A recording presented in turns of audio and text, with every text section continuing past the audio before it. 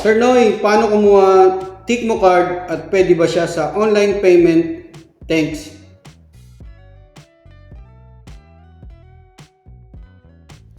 Yo, what's up mga kabayan? Welcome back sa aking channel, OFW Nonoy. Yan, sunod ko pong i-share na video is kung paano kumuha ng Tikmo digital or physical card mga kabayan. Pero kukunin po natin ngayon is digital card muna. Ayan. Para masagot na rin po natin yung tanong ni kabayan. Sir Noy, paano kumuha ng Tikmo card at pwede ba siya sa online payment? Thanks. Ayan kabayan, pwede po yung Tikmo card sa online payment. Pero hindi ko pa siya tatry natin. Kasi Mastercard naman po siya eh. Natry ko siya payment online. Tikmo to URPay, yung laman ng Tikmo na transfer ko sa URPay. Yung nakaraan video ko po yun. Ilalagay rin natin yung link sa description ng video. Ayan, may dalawa pong option sa Tikmo katulad din ng ibang mga transfer apps. Digital at saka physical card. Bali digital card lang po muna kukunin natin. Okay, simulan na po natin. Login lang kayo sa Tikmo apps nyo. Ayan yung dashboard ng Tikmo apps natin. Dito po tayo sa menu, sa tab sa may corner, yung cards. Tapos get card now. Ayan yung mga card benefits.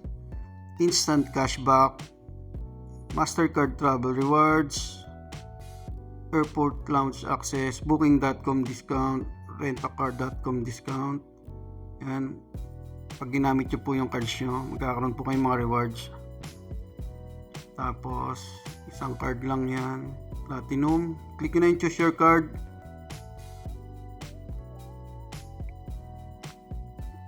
Tapos, andyan yung pangalan nyo. Click nyo na yung confirm. Scroll nyo lang, tas agree. Passcode ulit. Ayan, congratulations. Balik tayo sa cards. Back to cards. Ayan yung pinaka-cards natin. Andyan na po sa dashboard. Click nyo yan, view details. Passcode ulit. Andyan po yung details ng cards natin. Pag gagamitin natin siya sa online purchase or online transaction, ayan, card name, card number, saka yung CVV at expiration date, andyan po lahat sa card details. Click nyo na yung okay. Ayan, check naman natin yung physical card kung libre lang, may libre. Ay, wala, may bayad po. Pwede ko yung umorder nyan, isang digital card at isang physical card, nasa inyo po. Balik tayo sa cards. I-check natin yung iba pang details. Ito yung benefit. Ayan kanina, yan din yung benefits na chinek natin. Ito yung limit, 20,000 Saudi Riyal po yan.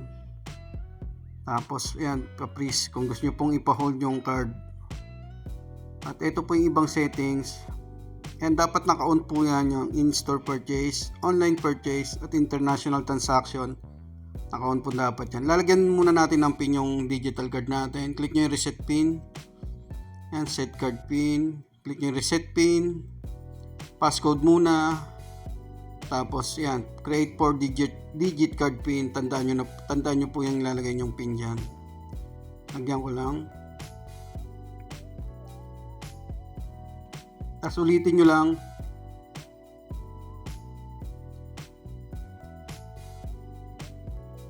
Ayan, success na yung paglagay natin ng pin. Back to cards na tayo. So, ayun mga kabayan. Gawin lang po kung gagawin nyo pag gusto nyo umorder ng digital or physical card sa Tikmo. Maraming salamat.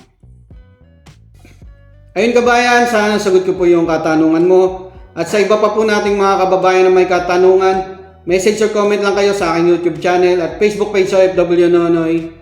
Lagi po kayong mag-iingat sa paggamit ng online transfer apps mga kabayan at saka sa digital banking. Isi-secure nyo po yung details nyo at saka yung OTP, wag nyo pong bibigay kahit kanino. Maraming po salamat.